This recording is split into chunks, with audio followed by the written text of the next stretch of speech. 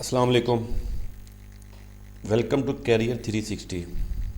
आज की इस वीडियो में इलेक्ट्रिकल रूम डिज़ाइन के हवाले से बात करेंगे। इलेक्ट्रिकल जो रूम्स बने होते हैं, जो पावर हाउसेस होते हैं, जो कंट्रोल रूम्स होते हैं, जिसके अंदर आपका स्विच गियर होता है, जिसके अंदर आपका जनरेटर्स होते हैं, ट्रांसफार्मर्स होते हैं, यूपीएस होते हैं, या ये तमाम इक्विपमेंट भी हो सकता है या ये इंडिविजुअल इक्विपमेंट भी हो सकता है। ऐसी जगह जहाँ पर हम अपना तमाम इलेक्ट्रिकल का पावर का इक्विपमेंट रखते हैं, उसमें स्विच गियर के साथ साथ जितना भी दूसरा इक्विपमेंट है वो रखने वाली जो जगह होती है उसको हम इलेक्ट्रिकल रूम्स कहते हैं। उसका एक स्पेसिफिक डिज़ाइन होता है। किसी भी इक्विपमेंट को रखने से पहले specifically according to engineering fundamental और नेशनल इलेक्ट्रिक कोड के हवाले से हमें कुछ स्पेसिफिकेशन होती हैं उस स्पेसिफिक रूम की या स्पेसिफिक एरिया की, जिसके अंदर हम अपना जो इलेक्ट्रिकल इक्विपमेंट या जो इलेक्ट्रिकल जो हमारे जो स्विच गियर्स हैं उनकी इंस्टॉलेशन करते हैं। चलें स्टार्ट करते हैं। तो इस ट्रेनिंग सेशन में एक तो डिटेल इंट्रोडक्शन देने की कोशिश करूंगा, एनईसी का आर्टिकल 110 उसका ओवरव्यू दूंगा, आरएमयू जो रिंग मैन यूनिट होता है, ट्रांसफार्मर रूम डिज़ाइन के बारे में बात करूंगा, जनरेटर रूम डिज़ाइन के बारे में बात करूंगा और यूपीएस रूम डिज़ाइन के बारे में बात करूंगा, सेंट्रल बैटरी रूम डिज़ाइन के बारे में बात करूंगा और मीडियम वोल्टेज स्विच गियर और बिल्डिंग और रूम डिज़ाइन के बारे में डिस्कस करेंगे। उसके साथ साथ लो वोल्टेज स्विच के रूम की डिज़ाइनिंग की बात करेंगे। यानी ये तमाम जो इक्विपमेंट है जो आप इसमें 1 to 8 तक देख रहे हैं, ये कमोबेश ये तमाम जो इक्विपमेंट है हर मल्टी स्टोरी बिल्डिंग में, हर इंडस्ट्री में इसकी रिक्वायरमेंट रहती है। ये एक आपके सामने अगर एक रूम का एक लेआउट है, आप इसको देख सकते हैं। इसमें आपको डिफरेंट तरह के आरएमयू नज़र आ रहे हैं। मीडियम वोल्टेज सबस्टेशन आप देख रहे हैं, फिर आप मीडियम वोल्टेज स्विच गियर देख रहे हैं, फिर आप ट्रांसफार्मर देख रहे हैं।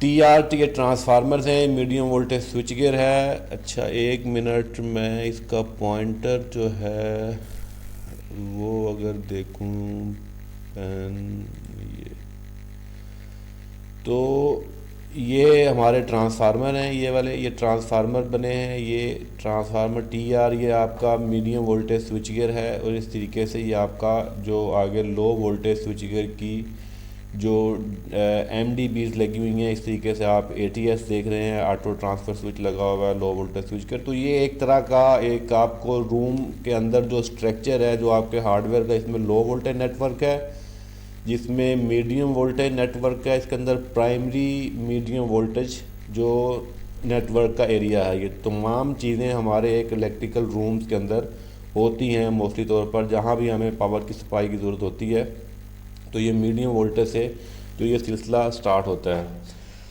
अच्छा, बल्कि इक्विपमेंट अगर देखा जाए तो आप हमारे पास क्या होगा, बल्कि इक्विपमेंट में डिस्ट्रीब्यूशन ट्रांसफार्मर्स हमारे पास होंगे जो कि हैवी इक्विपमेंट होता है और इनका वेट भी ज़्यादा होता है। डीजल इंजन और जनरेटर्स होते हैं, डिफरेंट ब्रांड्स के हो सकते हैं। फिर अनइंटरप्टेड पावर सप्लाई यूपीएस हो सकते हैं डिफरेंट कैपेसिटीज़ के अंदर। फिर आपका सेंट्रल बैटरी सिस्टम हो सकता है। दीज आर द मोस्टली बल्कि इक्विपमेंट कहलाता है। फिर स्विचेस जो स्विच गियर्स होते हैं आपके, जिसमें मीडियम वोल्टेज स्विच गियर कहलाता है। डिस्ट्रीब्यूटर है, मीडियम वोल्टेज स्विच गियर है, एमवीएसजी कहते हैं। आरएमयू भी होता है, रिंग मेन यूनिट जो होता है वो भी मीडियम वोल्टेज स्विच गियर के अंदर आता है। लो वोल्टेज स्विच गियर के अंदर आपका फ्री स्टैंड पैनल होता है, surface flush mounted panels, wall mounted panels भी होते हैं। ये डिफरेंट तरह के आपके लो वोल्टेज और मीडियम वोल्टेज के स्विच गियर। और ये आपका इलेक्ट्रिकल इक्विपमेंट जो होता है जो नॉर्मली तौर पर एक इलेक्ट्रिकल रूम के अंदर ये चीज़ें होती हैं। The purpose of electrical room design, क्या मकसद क्या होता है इलेक्ट्रिकल रूम डिज़ाइन करने का? बेसिकली इंजीनियरिंग कॉन्सेप्ट के हिसाब से, इंजीनियरिंग के जो बेसिक फंडामेंटल्स हैं या कॉन्सेप्ट हैं उसके अकॉर्डिंगली जब आप इलेक्ट्रिकल रूम डिज़ाइन करते हो तो उसके हिसाब से आपको बेसिक रिक्वायरमेंट जो है वो आपको मीट करनी पड़ती हैं। उसका क्या इम्पैक्ट आता है अगर आप उनको कंप्रोमाइज़ करते हैं तो फ्यूचर में जो कुछ इंसिडेंट हो सकते हैं, कुछ आपका इन टाइम आप उसको जो है आपका कुछ हादसात हो सकते हैं, आप उसकी प्रिवेंटिव मेंटेनेंस या करेक्टिव मेंटेनेंस वो सही तरीके से नहीं कर सकते, कुछ एमरजेंसी की सूरत में आपको प्रॉब्लम हो सकती है। तो providing the proper working space, जैसे मैंने अभी आपको बात की है कि प्रिवेंटिव मेंटेनेंस, करेक्टिव मेंटेनेंस, ये इस तरह की दूसरी रूटीन की जो मेंटेनेंस होती हैं, ये प्रोडक्टिव मेंटेनेंस होती हैं, उनके लिए आपको प्रॉपर वर्किंग स्पेस चाहिए होता है। तो fundamentals according to NEC standard के हिसाब से आपको वो स्पेसिफिक स्पेस जो एरिया है वो एलोकेट करना पड़ता है अपने इक्विपमेंट के, so that ensure the safety of operation during the dealing with any equipment और स्विच गियर। ये मेक श्योर करना होता है to help the operators to do their task without any interruption during installation and maintenance.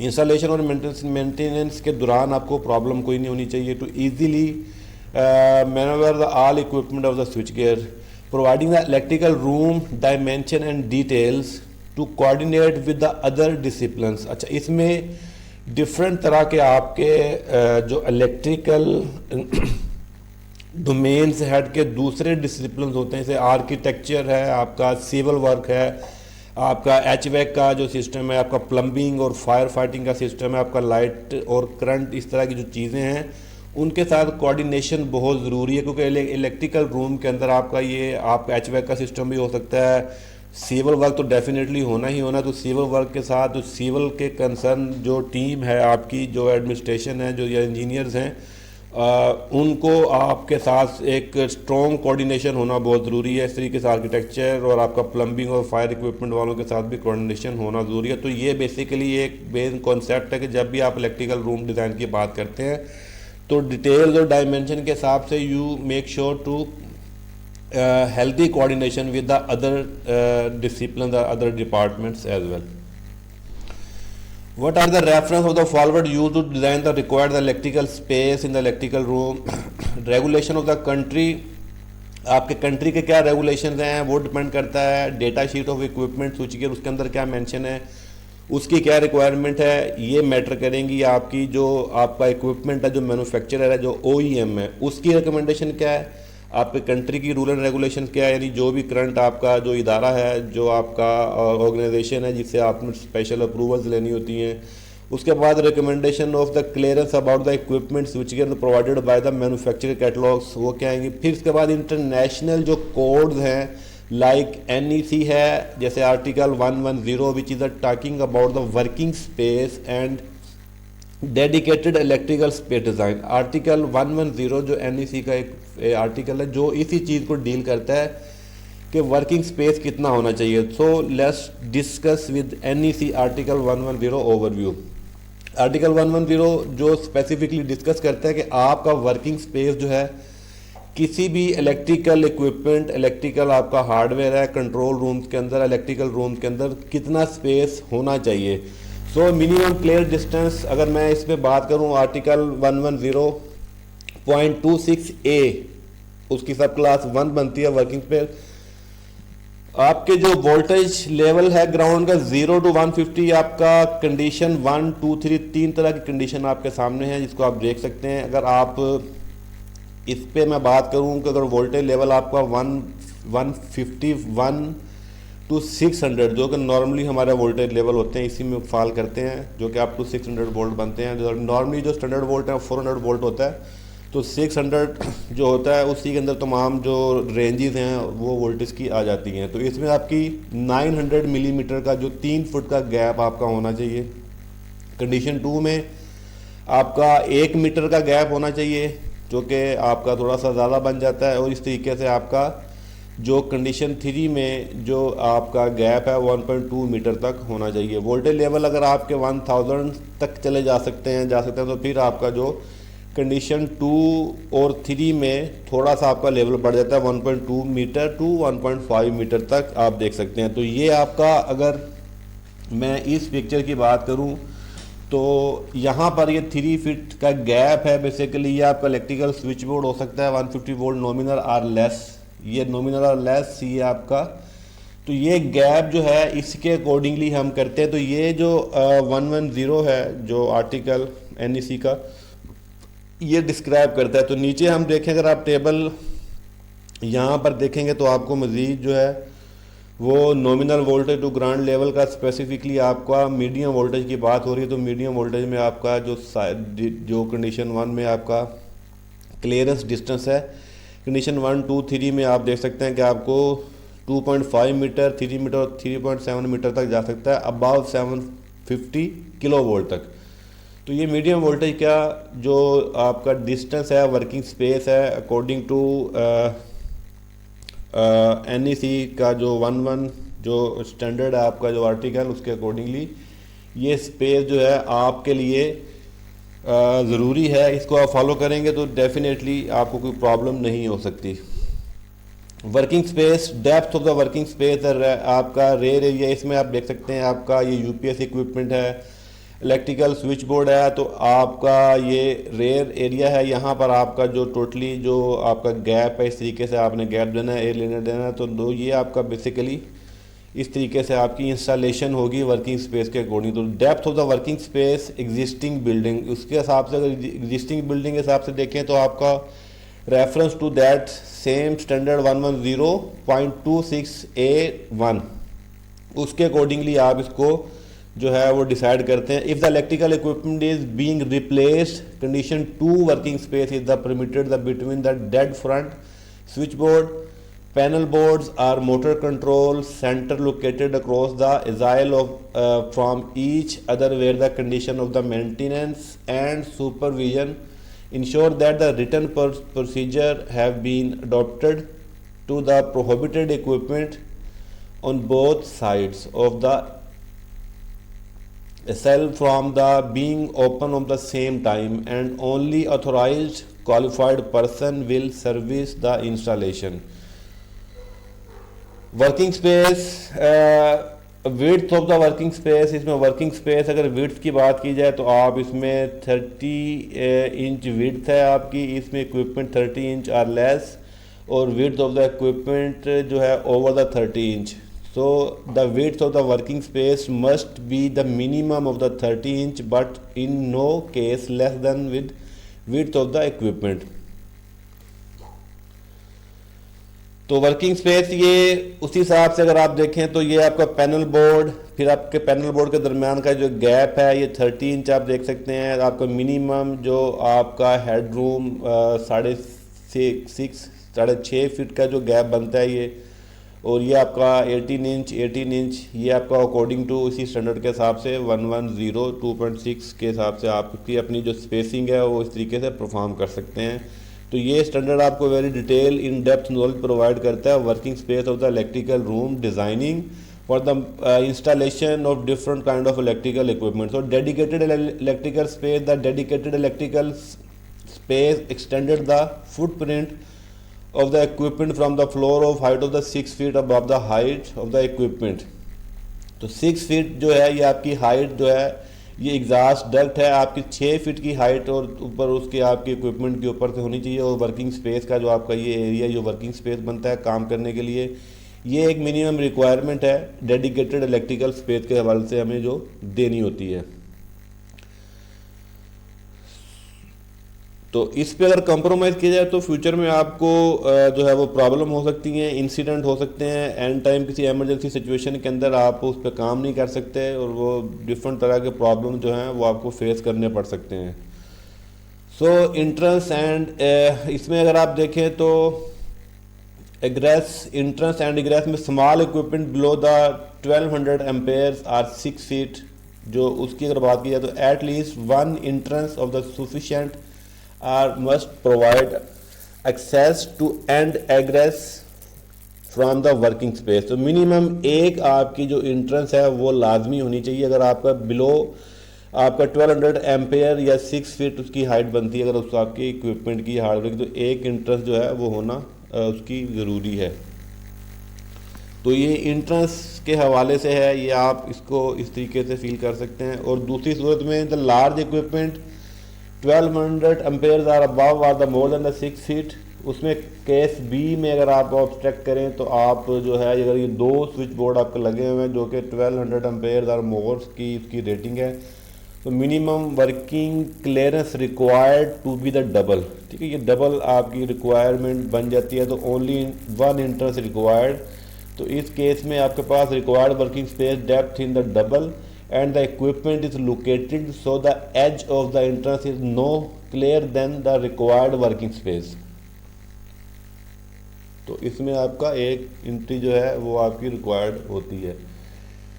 In the other case आपको जो है वो double जो एंट्री है वर्किंग स्पेस में वो आपको देनी होती है। जो लार्ज इक्विपमेंट की सूरत में आपको डेफिनेटली आपको 2 साइड पे एंट्री आप देंगे तो वो ज़्यादा बेहतर रहेगा। तो importance of the egress door design to avoid the arc trap. अगर आप देखें तो हम आर्क फ्लैश के हवाले से, आर्क ट्रैप के हवाले से आपके पास जो एंट्री और एग्जिट वो बहुत मैटर कर रहे होते हैं। अगर आपके पास एक ही एंट्री एग्जिट होता है तो वहाँ पर आपको प्रॉब्लम फेस कर सकती है। तो डोर का डिज़ाइन किस तरह का है, डोर ओपन कैसे होता है, डोर क्लोज कैसे होता है, ठीक है, उसका जो पैनिक हार्डवेयर है वो किस तरह का है, उसमें प्रॉब्लम नहीं होगी। जो स्टैंडर्ड जो है वो डोर जो स्पेक्स है, if the equipment with overcurrent or switching a device rated 800 ampere or more, the installed the personal door for the entrance and egress from the working space located less than the 25 feet from the nearest edge of the working space must have the doors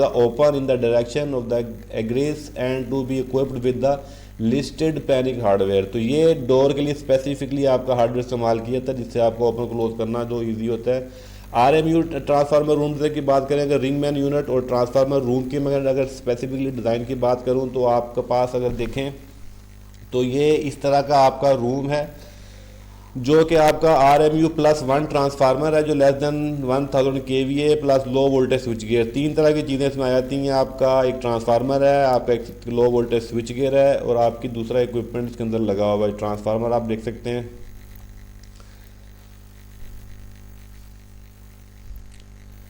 ये आपका transformer है, oil tap transformer है आपका। ये power cable आ रही है duct के through आके, ये आपका लो वोल्टेज का स्विच गियर है। इसके साथ ये आपका पैनल स्विच गियर जो लो वोल्टेज पैनल पड़े हुए हैं, आपके ACB ब्रेकर लगे हुए हैं।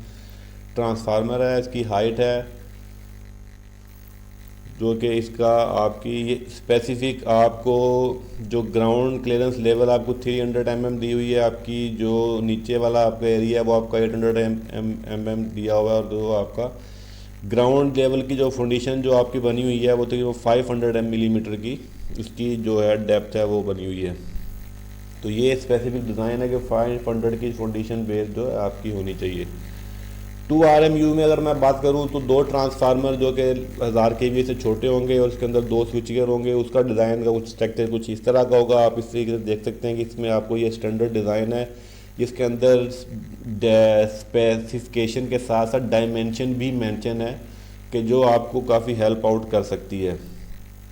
जिसमें आप ट्रांसफार्मर हैं, 2 RMU हैं और प्लस 2 लो वोल्टेज के स्विच गियर इसके अंदर हैं। तो ये एक उस हवाले से रूम का डिज़ाइन है।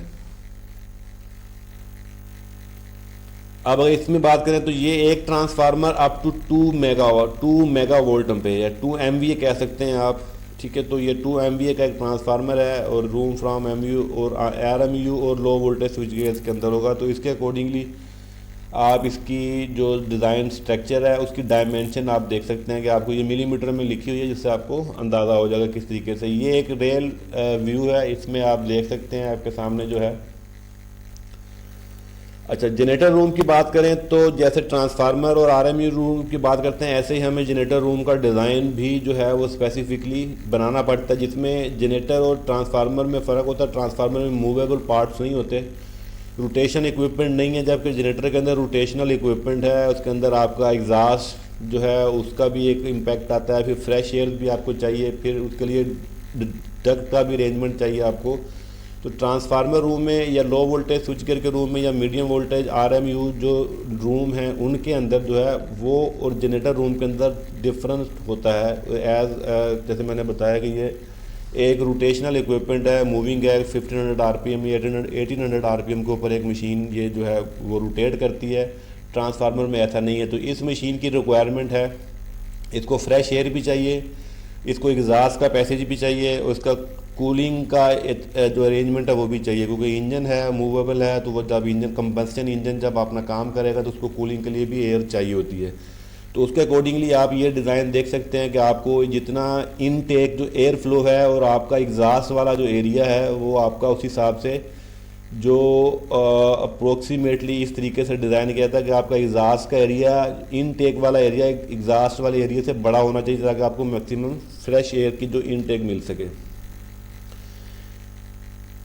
तो इसमें आप सिंगल जेन सेट भी एक रूम में इंस्टॉल होता है, उसके हिसाब से भी डिज़ाइन है। और वर्किंग स्पेस आपका वही फॉलो होगा जो आपका इलेक्ट्रिक जो आर्टिकल में 110 आर्टिकल में आपको मेंशन है। मिनिमम जो रिक्वायरमेंट है वही आपको मीट करनी होती है।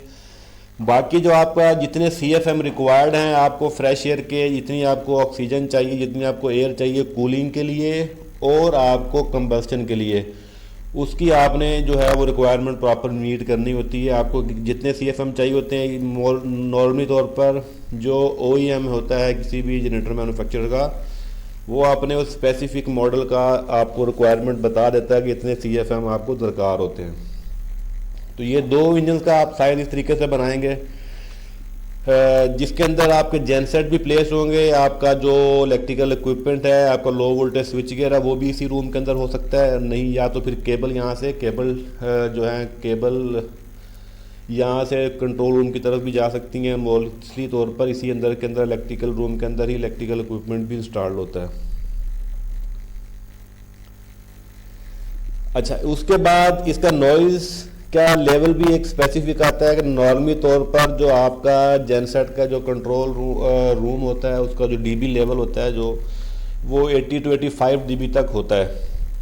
ट्रांसफार्मर रूम में या RMU medium voltage switch gear या लो वोल्टेज स्विच गियर के जो इलेक्ट्रिकल रूम्स होते हैं उसके अंदर नॉइज़ वाला फैक्टर नहीं होता, जबकि जेनसेट के रूम के अंदर एक नॉइज़ वाला फैक्टर आ जाता है कि वहाँ पर आपको साउंड को डंप कैसे करना है। तो आपने साउंड को मिनिमम डेसिबल लेवल तक लेकर जाना होता है। तो आप उसको 80-85 तक आप उसको लेकर जा सकते हैं, डंप कर सकते हैं उसकी जो आपका नॉइज़ लेवल है जेनसेट का। ये डिफरेंट नॉइज़ लेवल हैं जिससे आपको अंदाज़ा होगा कि कितने dB डेसिबल जो है वो साउंड लेवल का इम्पेक्ट क्या होता है। तो हैवी ट्रैफिक की बात करूं तो 80 डेसिबल तक होता है। तो एक जेनसेट की जो साउंड होता है वो तकरीबन 80 डेसिबल तक एट 1 मीटर डिस्टेंस तक तकरीबन इतना तक इसका साउंड लेवल होता है। तो हमारी जो डिज़ाइनिंग है वो भी इसी तक हम बिल्कुल साउंड प्रूफ नहीं कर सकते इसको, उसमें डिफरेंट इम्पैक्ट आपके आ सकते हैं। तो उसके हवाले से आपको जो है वो प्रॉपर एक ट्रंच अरेंजमेंट करना पड़ता है, आपको प्रॉपर सीलिंग करनी पड़ती है जिससे आप उसको डंप कर सकते हैं। एक्वेस्टिक आपकी जो ट्रीटमेंट है इसके हिसाब से और विद एक्वेस्टिक ट्रीटमेंट है उसके हिसाब से आप देख सकते हैं कि आपको किस तरीके से लेआउट डिज़ाइन करना है। तो ये आपका एग्जॉस्ट जो है वो उसकी बात किया तो स्पेसिफिक केस होता है generator room must be the coordinated with the exhaust up to the sky. Exhaust भी इंपॉर्टेंट होता है, इसमें आपका डिफरेंट कोऑर्डिनेशन जो बहुत ज़रूरी है, जैसे आपके सिविल HVAC को दूसरे डिपार्टमेंट के साथ, ताकि आपने एग्जॉस्ट जो है वो कितनी हाइट है कितना तक जाना है ये भी इसमें कंपल्शन आ सकती है। आपको डिफरेंट तरह की इसमें जो कुछ स्टैंडर्ड को फॉलो करना पड़ सकता है, कुछ प्रॉब्लम भी आ सकती है कि लोड के हवाले से मिसाइल भी आ सकते हैं। तो आपका जो एग्जॉस्ट की है जो लेंथ जो है उसको सीरियसली आपने डिज़ाइन करना होता है। आपको पाइप का जो डायामीटर उसको बढ़ाना पड़ सकता है, बेंड जो है वो मिनिमम करने पड़ सकते हैं, उसका एंगल के ऊपर आपको डिज़ाइनिंग करनी पड़ सकती है। तो ये डिपेंड करता है केस टू केस आपके।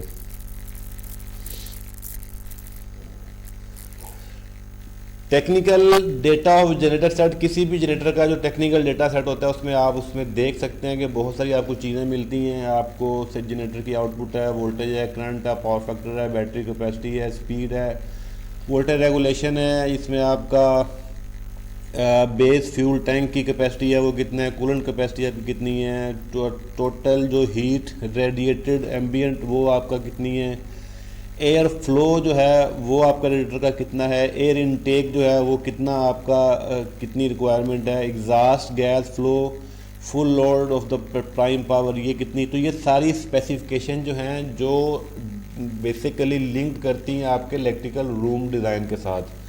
सो it's the mandatory to be check in design phase and in coordinate with the MEP department. तो MEP जो कि आपका मैकेनिकल इलेक्ट्रिकल प्लम्बिंग का एक डिपार्टमेंट होता है, उसके साथ ये डेटा कोऑर्डिनेशन जो है वो शेयर करना बहुत ज़रूरी है। स्ट्रॉन्ग कोऑर्डिनेशन बहुत ज़रूरी होती है ताकि आप फ्यूचर की प्रॉब्लम से आप बच सकें। केबल कनेक्शन राउटिंग एक दूसरा एलिमेंट आता है। जब आप कंट्रोल रूम से केबल्स को ले करते हैं वो वाया जो है वो केबल ट्रे से जा सकती हैं, वो आपकी अंडरग्राउंड जो एक आप ट्रंच बनाते हैं उससे आपकी जा सकती हैं। तो डिफरेंट आप जो है वो मेथड यूज़ कर सकते हैं अकॉर्डिंग टू योर डिज़ाइन और according to your concern department के। साइलेंस जनरेटर सेट अगर मैं बात करूं तो drop over the silence enclose आपका इसमें कैनोपी के अंदर भी सेट होते हैं, एक रूम के अंदर भी सेट आप रखते हैं, लेकिन कैनोपीड सेट भी होते हैं अगर आपने आउटडोर यूज़ करने हैं। तो डिफरेंट साइज की कैनोपीड बनती हैं जो कि आपको 85 डेसिबल देती हैं एट 1 मीटर डिस्टेंस, यानी 1 मीटर डिस्टेंस इसका जो साउंड लेवल होता है वो आपको 85 डेसिबल तक मिलता है। तो ये डिफरेंट तरह की रेटिंग्स हैं और डिफरेंट तरह के आपके इंजन के मॉडल्स और साइज़ और लेंथ वगैरह मेंशन है। तो ये को कैनोपीज कहते हैं जो कि हम इस्तेमाल करते हैं for the purpose of outdoor. Generator room dimension design specify if the room will be with the acoustic transformer or no treatment or not. Specify the rating of the generator and set model number the generator set from the generator catalog. Specify if the room inlet outlet airflow opening will be I shape or L shape. Flow the layout of the tables generator catalog. Specify the dimensions if required. Flow the generator set. Follow the generator sets, dimension, drawing and table of the generator catalog. Any special case of the exhaust or airflow ventilation must be coordinated with their department. तो ये जो generator room design की जो dimension है उसके हवाले से ये आपको इन चीज़ों के ऊपर कंसिडरेशन करनी पड़ती है। Example from the Cummins application installation guide. अगर मैं क्यूमेंस की बात करूँ, क्यूमेंस एक मैन्युफैक्चरर है जेनसेट के हवाले से, तो उसकी बात की जाए तो उसमें स्पेसिफिक आपको डिज़ाइन दिए हुए हैं। Room type according to acoustic treatment with the acoustic treatment, room air inlet outlet I shape. इसमें रूम कोऑर्डिनेशन का आपको साइज, लेंथ, विड्थ और हाइट यहाँ पे बताई गई है। आप इसके अकॉर्डिंगली जो है वो अपने रूम को डिज़ाइन कर सकते हैं। ये चार्ट है, चार्ट के अंदर आपकी रूम की डायमेंशन दी हुई है।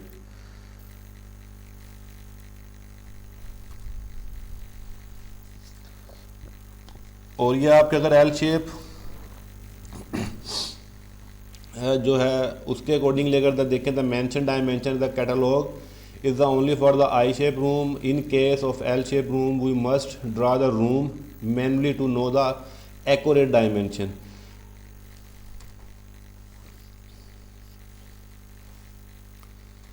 अच्छा, उसके बाद आपका additional what is additional steps do that the about the 1 metre जाइल of the front of the inlet air opening attenuator must B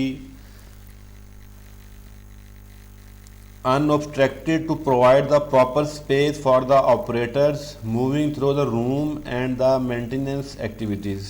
तो ये जो है आपका जो 1 मीटर का जो डिस्टेंस है वो आपका चारों साइडों पर होना चाहिए ताकि आप प्रॉपर उस तरीके से आप उसको काम कर सकें। Don't forget to check the technical data of the generator sets mentioned by the provider in the TIP। तो जो डेटा की रिक्वायरमेंट है उसके हिसाब से आप उसका अंडरस्टैंड कर सकते हैं। तो UPS रूम डिज़ाइन जो है उसकी बात कर लेते हैं।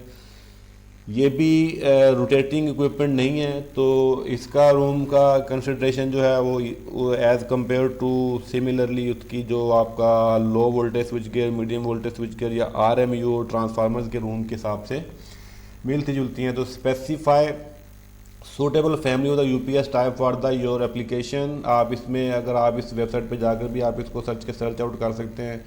यूज़फुली इजीली सेलेक्ट आप एप्लीकेशन उस हिसाब से डाउनलोड कर सकते हैं। स्पेसिफिकली जो श्नाइडर इलेक्ट्रिक के जो इसके ऊपर आपको डिज़ाइन स्ट्रक्चर मिल जाता है, आप वहाँ से भी इसकी हेल्प आउट जो है आपको मिल सकती है, आप हेल्प अपनी ले सकते हैं। तो विड्थ और height door requirement for UPS room must be the suitable for the equipment maneuvering or weight to be the coordinate with the civil engineering provide a suitable room the structure base coordinate with the HVAC is the mandatory to the maintain the equipment ambient temperature। ठीक है, इसके हिसाब से आप room की designing आप ये dimension आप देख सकते हैं कि आपका जो गैप है UPS 20 kVA आपका है, आपका KVA 160 kVA 160 kVA के 2 UPS हैं। फिर आपकी ये बैटरी कैबिनेट है, ठीक है। आपका बाईपास सिस्टम है और ये आपका गैप है, इस तरीके से आपका ये 3.6 मीटर और 2 मीटर का ये गैप बनता है और टोटली आपका 8.9 मीटर। ये तो ये एक स्टैंडर्ड रूम की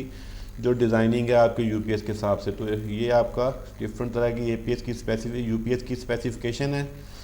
ठीक है, यहाँ से भी आपको काफ़ी इंफॉर्मेशन जो है वो मिल सकती है। सेंट्रल बैटरी रूम डिज़ाइन, जहाँ पर आपका बैटरी बैंक होता है, उसके हिसाब से आप बैटरी की कैपेसिटी कितने बैटरीज हैं उसको आप डिज़ाइन कर सकते हैं। उसके लिए आपको एक स्टैंडर्ड रूम चाहिए। अकॉर्डिंग टू आपने जो डिस्टेंस है, सेफ डिस्टेंस है, वो आपने स्टैंडर्ड के हिसाब से ही मीट करनी है।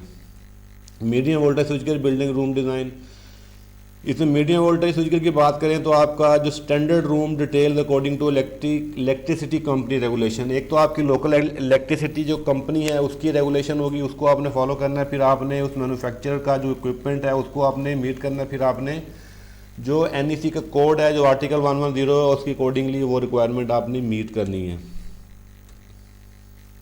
तो ये आपका सम साइट्स की पिक्चर है जिस पे आपका मीडियम वोल्टेज का स्विच गियर, नीचे अर्थिंग का अरेंजमेंट किया जा रहा है और आपका प्रोटेक्शन से बात है। ये केबल अंडरग्राउंड ट्रंच बनी हुई है, ये केबलिंग है। ये आपका एक रूम का डिज़ाइन है मीडियम वोल्टेज का, आपको डोर की लोकेशन, आपको रूम का साइज़, उसके अलावा इन और आउट के फीडर हैं। ये आपका मीडियम वोल्टेज का स्विच गियर बेसिकली हैं। ये जो आउटगोइंग फीडर हैं, ये आपका इनगोइंग फीडर है। ये आपका फिर कपलर आ जाता है, ये बस राइजर और कपलर है, फिर इनगोइंग फीडर, फिर आपका आउटगोइंग फीडर। तो ये प्लेसमेंट है आपके स्विच गियर पैनल्स की। तो ये आपके रूम हैं, यहाँ पर आपका बैटरी रूम है, आपका लो वोल्टेज रूम है, आपका ऑपरेटर रूम्स है। तो ये कमरे बने हुए और ये मेन हॉल है, ये वाला, यानी ये वाला एरिया जो है ये मेन हॉल है। ठीक है, इसके अंदर आपका कंप्लीट स्विच गियर पड़ा हुआ है। आउटगोइंग फीडर, इनगोइंग फीडर जो है ये आपका, और ये आपका दूसरे रूम्स बने हैं। तो ये ओवरऑल आपका एक कंप्लीट एक मीडियम वोल्टेज स्विच गियर का जो है वो बना हुआ लेआउट आपका। ये रेड सर्कल में आप देखेंगे तो ये आपका रूम्स बने हुए हैं और आपका बैटरी रूम ग्रीन वाले में बैटरी रूम आपका बना हुआ है। तो इस तरीके से लो वोल्टेज स्विच गियर की एस्पेक्ट्स हैं। आपका जो IP स्टैंडर्ड है, आपका टेम्परेचर है, जो डिफरेंट चीज़ों की जो आपकी रिक्वायरमेंट है, rating of circuit breakers, approximately dimension sizing of low voltage switch gear basically depends on, किस पर डिपेंड करती है? रेटिंग सर्किट ब्रेकर्स की, quantity of each rating of required circuit breakers, कितने ब्रेकर्स हैं आपके, how many breakers, capacitor bank अगर है तो उस पर डिपेंड करेगा, और डिट्यूनिंग रिएक्टर, अगर आपके रिएक्टर लगे हुए कैपेसिटर बैंक की तरह for purpose of the reactive power compensation या हार्मोनिक्स को जो है डंप करने के लिए आप लगाते हैं, तो उसकी भी वजह से आपका रूम का डिज़ाइन पे इम्पैक्ट आएगा। आपकी कम्प्लेक्सिटी, कंट्रोल, रिक्वायर्ड ऑपरेशन और ये सारी चीज़ें जो हैं डिपेंड करती हैं आपके डिज़ाइन के ऊपर।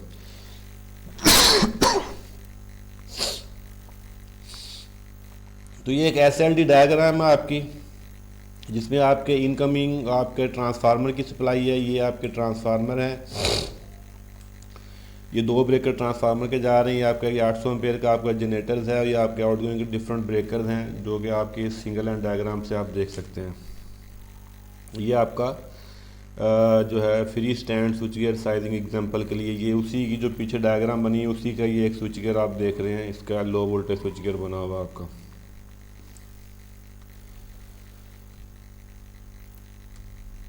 तो ये ओवरऑल जो है वो सरफेस माउंटेड है, आपका पैनल हैं, डिफरेंट पैनल की स्पेसिफिकेशन है। जो श्नाइडर इलेक्ट्रिक की मैन्युफैक्चरिंग है तो उसके अकॉर्डिंगली उसने डिफरेंट जो है वो प्रोडक्ट नेम, जैसे मिनी प्राग्मा है, उसका साइज़ मेंशन दिया हुआ है। तो ये उसकी अपनी प्रोडक्ट्स हैं, श्नाइडर इलेक्ट्रिक के हिसाब से उसने डिटेल दी हुई है किसी स्पेसिफिकेशन के हवाले से। तो ये कलेक्टिव लेआउट बनेगा आपका, full combined electrical room layout है, जिसमें आपका तमाम transformers, low voltage switch gear, medium voltage switch gear, आपका UPS, आपका बैटरी बैंक, तमाम चीज़ें जो हैं एक कलेक्टिवली आपका इलेक्ट्रिकल रूम्स जो एक स्टैंडर्ड लेआउट और डिज़ाइन बनेगा वो कुछ इस तरीके से बनेगा। Either that could be industry, या ये किसी मल्टी स्टोरी बिल्डिंग का, या किसी हॉस्पिटल का, या किसी भी ऐसी इंडस्ट्री का जो है लेआउट है, इसके अंदर आपका तमाम इलेक्ट्रिकल जो इक्विपमेंट इस तरीके से इनलाइन होगा।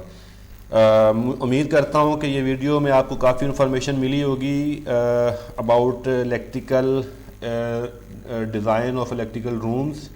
As concern to the installation and commissioning के एक्सपर्ट के हवाले से या मेंटेनेंस के हवाले से या फ्यूचर की जो प्लानिंग के हवाले से। तो मज़ीद अगर फिर भी आपको कोई इन्फॉर्मेशन चाहिए हो तो विदाउट एनी हेजिटेशन आप कांटेक्ट कर सकते हैं, पूछ सकते हैं। लर्निंग जो है वो रुकनी नहीं चाहिए, लर्निंग हमेशा इंसान को अपग्रेड करती है। अगर आप इंजीनियर हैं, टेक्निकल नॉलेज हैं, तो आपकी जो वैल्यू है वो सिर्फ़ और सिर्फ आपके नॉलेज के ऊपर ही डिपेंड करती है, ठीक है। Otherwise experience does not matter. आपने 10 साल का एक्सपीरियंस है या 20 साल का, वो मैटर नहीं करता। मैटर ये करेगा कि आपके पास नॉलेज और एक्सपोजर कितना है, आप इंजीनियरिंग को कितना बेहतर तरीके से समझते हैं। Wish you all the best of luck. अल्लाह हाफिज़।